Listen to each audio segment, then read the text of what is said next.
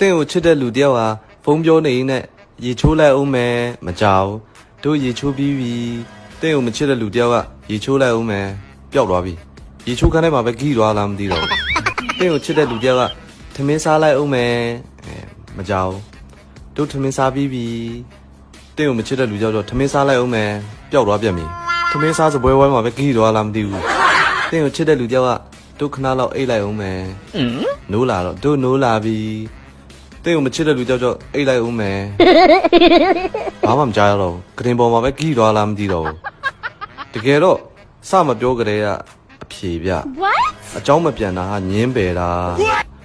ခဏစဉ်းစားလိုက်အောင်မယ်ဆိုစိတ်ချမစဉ်းစားဘူးဒီကဘာမှာဘလောက်ပဲအလုပ်များတဲ့လူဖြစ်နေပါစေတရက်လုံးမှာမက်စစ်တကောတော့မပြန်နိုင်ဘူးဆိုတာတော့မဖြစ်နိုင်ဘူးဒါတွေအားလုံးတကယ်တော့တင်ရတိရယ်တင်မတိချင်အောင်ဆောင်နေတာကျွန်တော်ဘယ်လိုတိတယ်လို့မမေး